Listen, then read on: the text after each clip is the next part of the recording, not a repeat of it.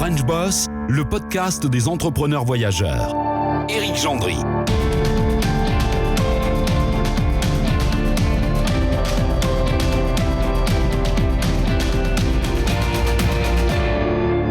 Bonjour à tous, il y a un nom qu'on va certainement entendre à plusieurs reprises ce soir dans la conversation qu'on va avoir pendant une demi-heure avec Luc Leroy, qu'on va aller retrouver tout de suite près de San Francisco, à Los Gatos.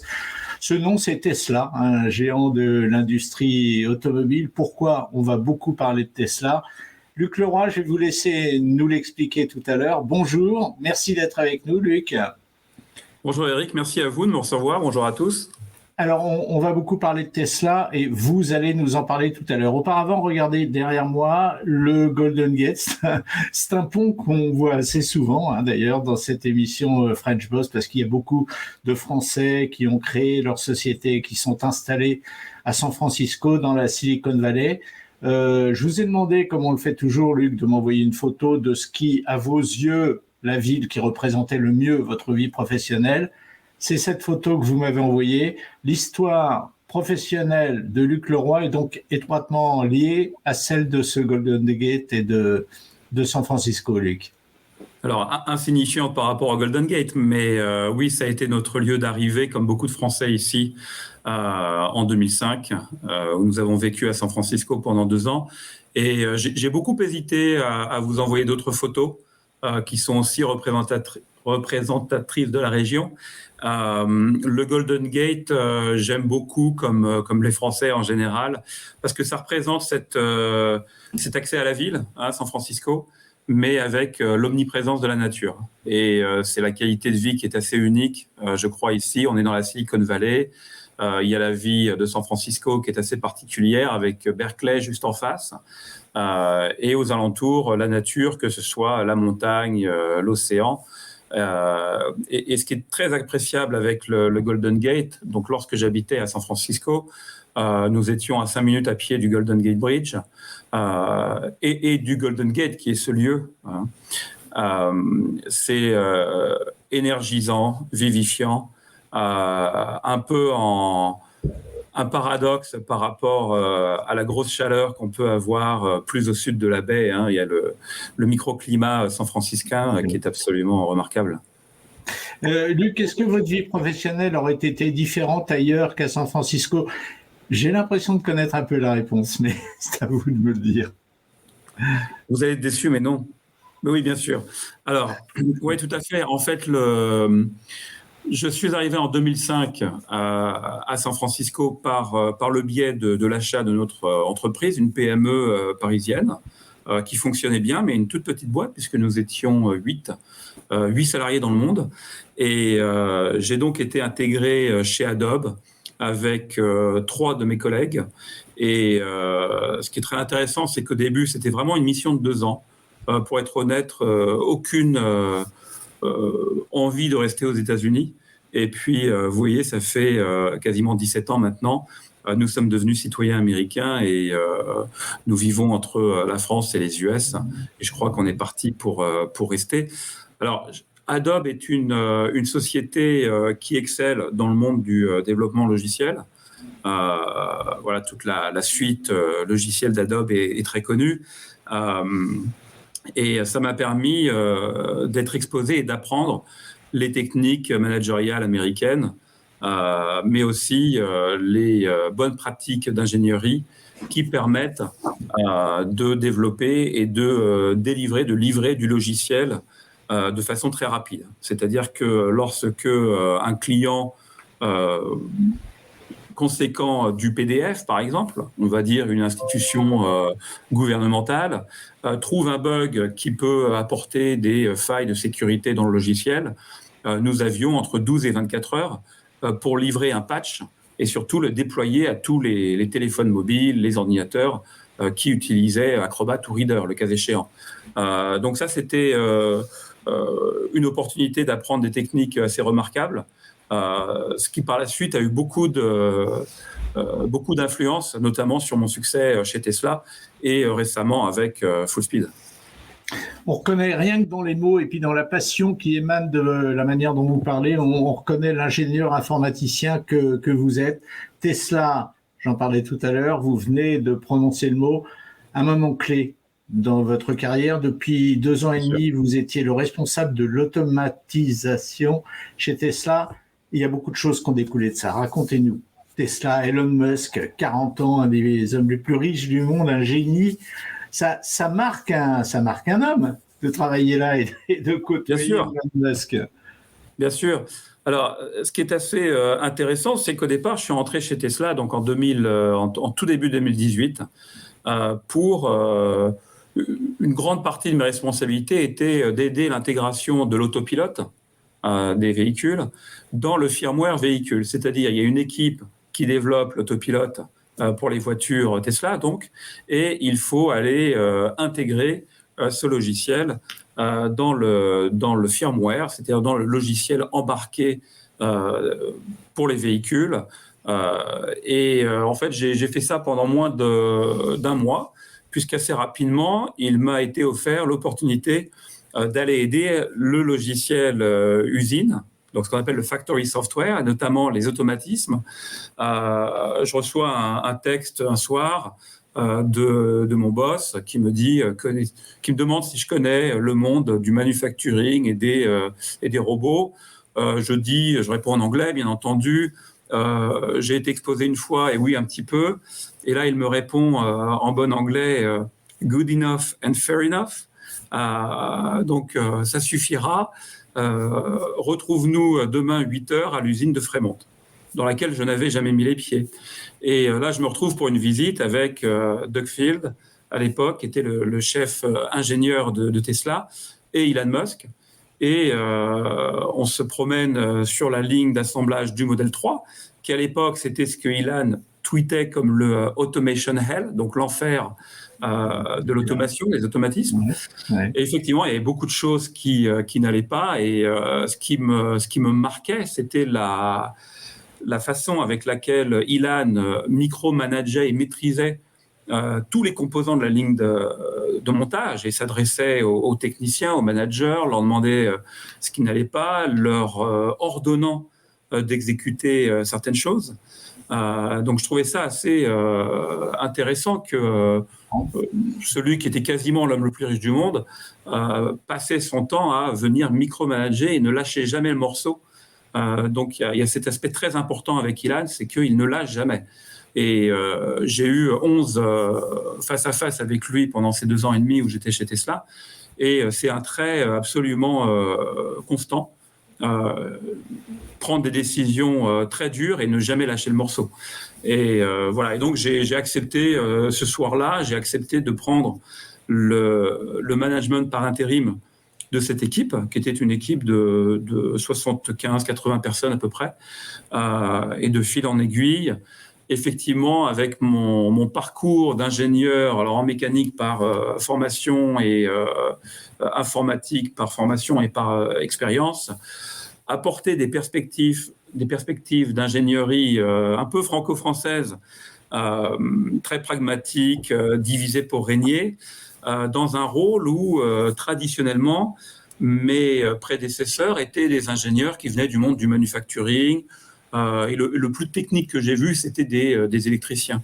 Donc un nouvel angle d'attaque, ce qui a bien marché puisque j'ai fini par prendre ce poste à temps plein. Et j'ai grandi ça en une équipe d'un peu plus de 330 personnes responsables des automatismes dans le monde, puisqu'on a fait notamment l'architecture et l'implémentation de la Gigafactory à Shanghai. Alors Luc, vous avez donc, on l'a compris, côtoyé à plusieurs reprises de près Elon Musk. J'imagine que vous avez beaucoup observé, vous nous avez un petit peu parlé de ces méthodes de management. J'imagine que vous les avez beaucoup observées et j'imagine que vous les avez beaucoup dupliquées par la suite. On va en reparler. Mais donc vous êtes responsable de l'automation, c'est comme ça qu'on dit ? Oui, alors il y a toujours ce débat. Donc, ce serait l'automation en français, hein, l'automation qui. Ça ne veut rien dire. Voilà. Ça veut rien dire, vraiment. Alors, l'automation, j'ai regardé parce qu'à chaque fois, on a ces conversations avec à peu près tous les Français que je rencontre. Et même les Français dans la baie, on se pose souvent la question. Donc, on dit automation en anglais. En français, l'automatisation, finalement, vient du règne animal. C'est-à-dire on crée des automatismes qui sont des réflexes. L'automation vient du monde des automates. Donc, l'automation, c'est correct. C'est plus exact, en tout cas, voilà. Effectivement. On apprend beaucoup de choses. Hein. Vous voyez, dans French Boss, j'ignorais que l'automatisation venait du règne animal. Bon, donc, vous observez des carences de votre poste d'observation responsable de l'automation chez Tesla. Vous observez des carences et ces carences vous donnent des idées. Bien sûr. Est-ce que c'est vrai si je dis ça? Oui, complètement. C'est évidemment vous qui allez la raconter la suite, Luc. Ouais. Alors là où j'ai été chanceux chez Tesla, c'est que ces carences, justement, étaient amplifiées, puisque Tesla va très vite. Ils font les choses de façon assez extrême, voire excessive. Et les carences ne viennent pas d'un manque de compétences ou quoi que ce soit. Ça mettait vraiment en exergue les problèmes qui existent avec les plateformes d'automation existantes, qui sont des logiciels et du matériel admirables, mais conçus pour la façon dont on produisait il y a peut-être 10-15 ans. Et puis alors après, il y a la vision d'Elon Musk qui ne lâche jamais le morceau. J'ai entendu énormément de critiques. Et effectivement, quand on regardait les chiffres, quand j'ai joint à Tesla, on avait du mal à produire 2000 Model 3 par semaine, là où depuis un an, depuis 2017, Tesla était censé en produire 5000. Beaucoup auraient baissé les bras. Et Elon n'a jamais baissé les bras. Et puis alors, il y a Elon, mais bien entendu, il y avait une équipe extraordinaire autour de lui. Je ne vais pas envoyer trop de noms parce qu'il y aurait des jaloux, je vais en oublier. Mais il y a toute une équipe d'exécutifs, de managers qui sont absolument incroyables et de qui j'ai appris énormément aussi. Parce que c'est surtout avec eux que je passais beaucoup de temps. Quand on regarde la productivité des usines de Fremont et de la Gigafactory qui est dans le Nevada, Gigafactory One, on fabrique à peu près 10 000 véhicules par semaine avec un équipement qui a été designé au départ pour en produire 5 000. Donc le retour sur investissement, en quelque sorte, est absolument remarquable. Ouais. Et donc l'idée que vous avez, c'est de faire venir une partie de la production de Tesla en Europe. Est-ce que je dis une bêtise si je dis ça? Alors oui, c'est-à-dire que je veux aider Tesla, mais l'idée c'est de permettre à toutes les entreprises qui produisent de bénéficier du savoir-faire et du type de logiciel que nous avions développé chez Tesla. Ce qui était intéressant chez Tesla, donc Tesla pouvait itérer rapidement. Vous savez, Eric, ce qui est très intéressant, et nous sommes en train de lever de l'argent là pour accélérer le développement de la société. Et il y a une image que j'utilise assez souvent, c'est on a presque tous aujourd'hui un téléphone mobile dans notre poche. Quand vous pensez aux prouesses technologiques dont on a pu témoigner ces 10 dernières années. Toutes nos finances, notre vie privée, nos photos, les choses les plus confidentielles sont sur notre téléphone portable, ou notre iPad, ou notre tablette Android, enfin peu importe. Toutes les nuits, on a des mises à jour logicielles qui se passent sur nos téléphones mobiles. Ce sont des centaines, voire des milliers de contributeurs qui balancent du logiciel, des données, toutes sortes de mises à jour sur nos téléphones, et ça marche tous les matins. Moi, je trouve ça absolument admirable. Quand on voit la complexité, la densité d'informations pour tout intégrer et faire fonctionner, et ça marche tous les matins. Ce qui me choquait chez Tesla et tous nos partenaires, nos fournisseurs, c'est que chaque fois que nous voulions mettre une mise à jour, il fallait arrêter l'équipement pendant des heures, voire des jours, aller avec des ordinateurs, des clés USB et des câbles Ethernet, se connecter à l'équipement pour les reprogrammer quasiment en temps réel, pour faire un déploiement, pour pouvoir itérer rapidement. Parce que je considère que le succès, c'est vraiment la capacité d'itération. C'est ce qui fait qu'on a développé si rapidement depuis une quinzaine d'années, depuis qu'on a embrassé les méthodes dites agiles, et qu'on a des petites équipes qui travaillent ensemble et qui chaque semaine livrent un bout de produit. Et on s'assure que chaque semaine, ce produit a d'une qualité finale. Ça n'est pas le cas dans le monde des automates. Et d'ailleurs, Tesla a prouvé que c'était possible et Tesla a cette capacité d'itération ultra rapide où tous les 2 jours, on pouvait reprogrammer des robots, améliorer les lignes, mais avec 330 ingénieurs. Et donc, c'est ce coût prohibitif. Déjà, c'est très dur de trouver des centaines d'ingénieurs compétents. Ça coûte très cher. Et donc, ce qui paraissait être une opportunité, et je suis assez impliqué dans le développement durable, je me disais qu'il était primordial de rendre de façon locale une productivité possible avec une capacité d'itérer rapidement, ce qui va nous permettre de ramener les usines plus proches de chez nous, plus proches des consommateurs, avec l'impact sociétal qu'on connaît tous, et puis l'impact environnemental qu'on connaît très mal. On parle beaucoup d'empreinte carbone aujourd'hui. On ferme un peu les yeux sur tous les problèmes de pollution au dioxyde de soufre, que les supertransporteurs entre l'Asie, l'Europe et l'Amérique, c'est entre 3 et 5 tonnes par bateau par an. C'est plus que toutes les voitures du monde. Et ça n'est absolument pas durable. Il devient absolument primordial que nous rapportions la production plus proche de chez nous. Et c'est l'idée avec Fullspeed, c'est d'apporter une technologie grâce à de l'intelligence artificielle qui, avec une toute petite poignée d'ingénieurs, permettent d'itérer très rapidement, comme nous le faisions chez Tesla avec une armée d'ingénieurs. Et toutes ces observations et les conclusions que vous en tirez, dont vous venez de nous parler, font de Luc Leroy un entrepreneur qui crée donc sa société, mais tout en restant évidemment à la fois dans le même secteur et dans le même domaine d'activité. Bien sûr. Alors, j'ai rencontré, je ne l'ai pas rencontré, c'était mon ami Hugues Gontier, donc, qui est le cofondateur de Fullspeed Automation. Et donc, en juin 2020, maintenant, oui, nous avons démarré la société. Et nous voici 1 an plus tard. Nous sommes une quinzaine d'employés avec un bureau à Angers, un bureau à Los Gatos. Et nous avons un premier produit. C'est bizarre d'être à Angers et à San Francisco. Pourquoi Angers ? Alors, Angers est dans un triangle d'or de l'industrie française où nous avons rencontré des fleurons déjà. Il y a des tas d'entreprises absolument remarquables qui apportent de la haute technologie dans la fabrication, qui ont vraiment envie de se battre. Donc ça, c'est très encourageant.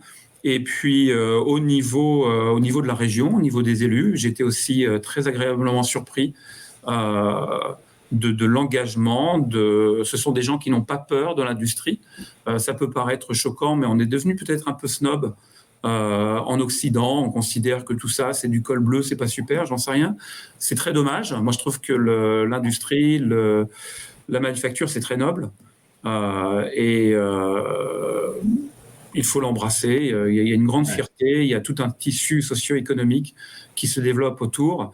Et donc, il y a un triangle d'or dans l'Ouest qu'on a identifié. Alors, on a hésité entre Laval, Nantes, Angers et d'autres. Et puis, beaucoup d'indicateurs suggéraient Angers comme une bonne plateforme, que ce soit pour la qualité de vie, l'embauche, pour le campus, assez proche de Paris, etc. Donc bon, ça c'était une parenthèse. Donc on va aborder après l'aspect financier de la start-up. Est-ce qu'on peut appeler ça une start-up que vous avez montée là ? Oui, complètement. On est en phase pré-série A. Donc effectivement, on a fait ce qu'on appelle le seed funding, qui est vraiment pour amorcer la pompe, prouver qu'on est capable d'embaucher, de fabriquer un produit et trouver une traction commerciale.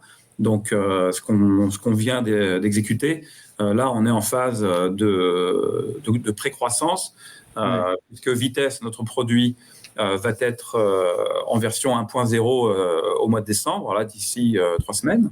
Et nous avons déjà un premier déploiement chez une des pépites françaises, la société de Bruno Bouygues à Laval, qui depuis 2 mois évalue Vitesse. Et nous avons 2 autres déploiements en cours, un dans la Silicon Valley, un autre en France, plus tard en 2022. On va en reparler, Luc. Il y a évidemment des perspectives financières de cette start-up que vous venez de monter. Auparavant, je reviens un petit peu sur Elon Musk. Ce que vous avez observé chez l'homme, chez le capitaine d'industrie Elon Musk, qu'est-ce que vous avez gardé pour vous au moment de monter votre entreprise? Qu'est-ce que vous avez gardé pour vous en vous disant, ça, je le ferai quand j'aurai mon entreprise? En quoi vous inspirez-vous de lui?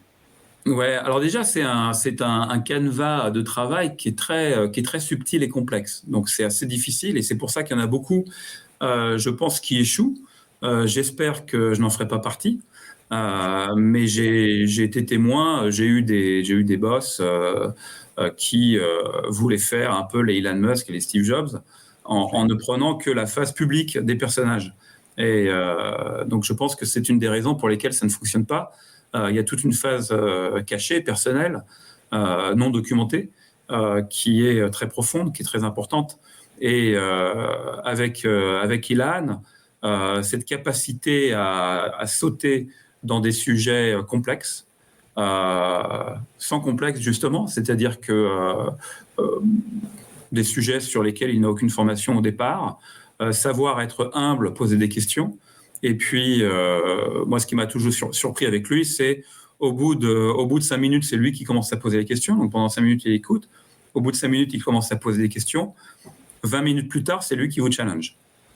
Et voilà, alors d'une part, il a un outil intellectuel que nous n'avons pas tous. Ça aide beaucoup. Donc, peut-être que pour nous, c'est une demi-heure et pas 15 minutes. Mais c'est toujours faisable. Et c'est quelque chose que j'ai fait de façon assez systématique chez Tesla. J'ai vu aussi d'autres leaders qui, avec beaucoup de succès, avaient un framework similaire. Et donc, ce qu'on appelle le deep diving, partir profondément sur un sujet sans avoir peur d'avoir la ridicule parce qu'on n'est pas expert dans la matière. Donc, c'est pas évident quand on est un leader ou un manager, un PDG. Mais il faut savoir le faire. Et ça, c'est peut-être un trait que le management, justement, à l'américaine, promeut plus volontiers qu'en France. Et puis alors, après, il y a des gens comme Elon Musk qui vont à fond dedans, n'ont absolument pas peur d'être jugés ni quoi que ce soit, et ce qui les rend d'autant plus admirables d'ailleurs. Donc ça, c'est quelque chose que je fais, c'est-à-dire que tous les aspects qui sont développés, qui étaient développés dans mon équipe à Tesla, j'étais moi-même contributeur de pas mal de code, et tout ce qui est chez Fullspeed aujourd'hui, je suis l'auteur primordial de la version 1 de vitesse, et tout ce qui est en développement pour la version 2 qui sera livrée l'année prochaine, je ne micromanage pas, parce que j'ai embauché des personnes de confiance qui sont très compétentes, qui sont plus compétentes que moi dans leur matière. Ça, c'est aussi un trait important de gens comme Ilan. Et c'est aussi le paradoxe, c'est-à-dire pouvoir micromanager, mais sans pour autant vouloir garder le contrôle et être meilleur que les gens qu'on embauche. C'est quelque chose aussi que j'ai appris à faire. Et enfin... parce qu'il va nous rester quelques minutes et il faut qu'on parle des affaires financières quand même de tout ça. C'est important dans l'entrepreneuriat. Allez-y rapidement et puis il va nous rester 5-6 minutes derrière. Le troisième point, c'est de ne jamais lâcher. On prend une décision, tout le monde sur le pont, comme on dit dans la marine, all hands on deck. On demande à tout le monde, même ceux qui ne sont pas ingénieurs, de venir participer et on trouvera une solution. Et pour l'instant, c'est ce qu'on appelle la forcing function, qui marche très bien avec Fullspeed, où tous les membres de l'équipe, quand on met des deadlines, vont travailler jusqu'à 2h, 3h du matin avec une bonne camaraderie et on livre. Ça, c'est important.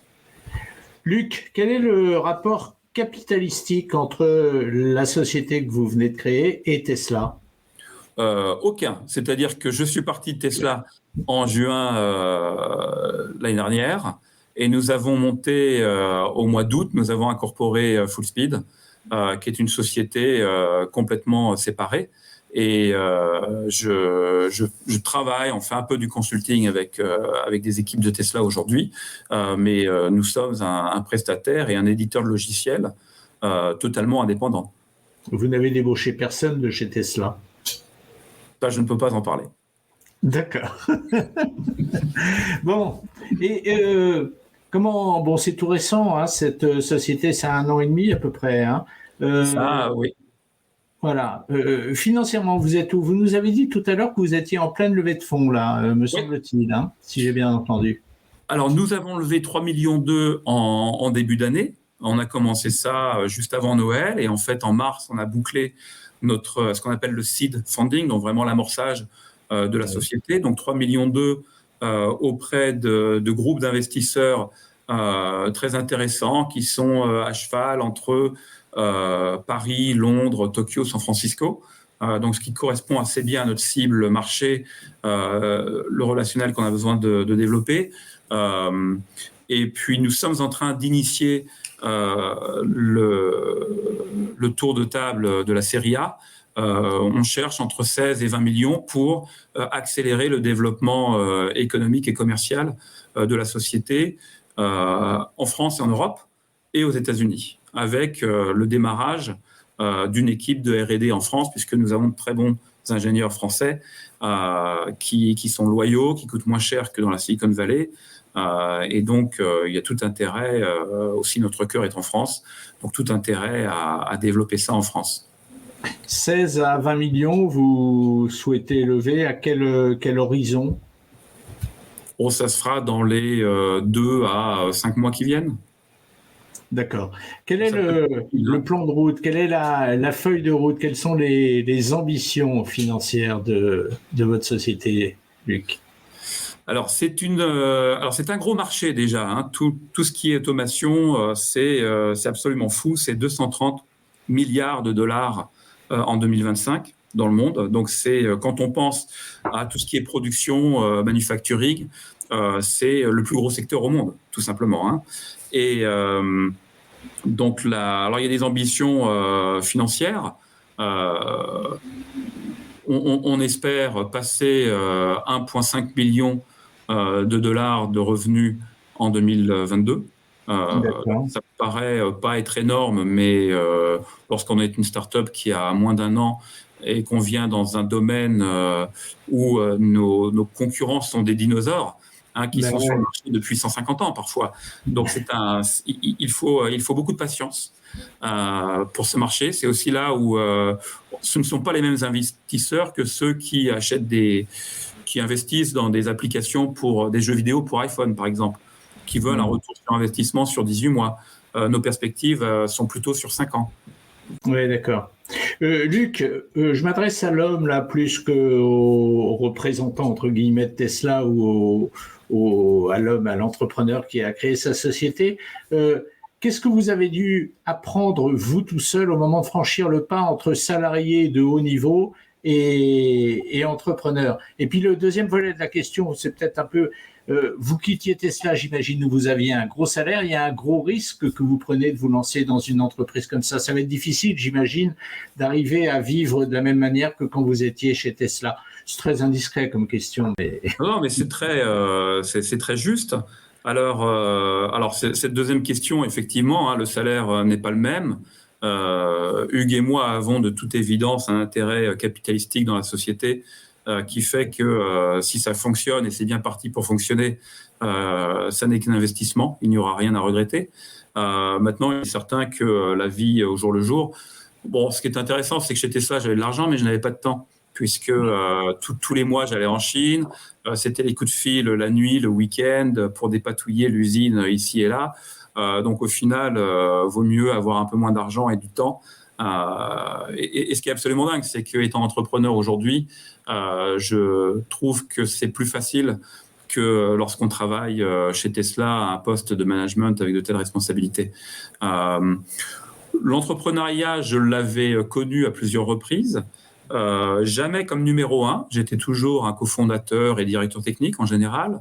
Être CEO, PDG, c'est différent. Ça n'est pas facile, c'est sûr. Il y a des enjeux humains, stratégiques, politiques, commerciaux en permanence. La plus grande difficulté, c'est le changement de contexte permanent. Surtout étant ingénieur, vous savez, on aime bien rester 2 heures sur un écran sur le même problème et vraiment corriger. On a du mal à changer de contexte. Tesla m'a forcé à apprendre à changer de contexte très rapidement, plusieurs fois par jour, et maintenant c'est parfois plusieurs fois par heure. Donc par heure, pardon. Donc ça c'est difficile, ouais. C'est ce que vous avez le plus de mal à appréhender dans votre nouvelle vie aujourd'hui. C'est ce que j'ai appris à faire, le changement de contexte. C'est là qu'il y a eu du travail.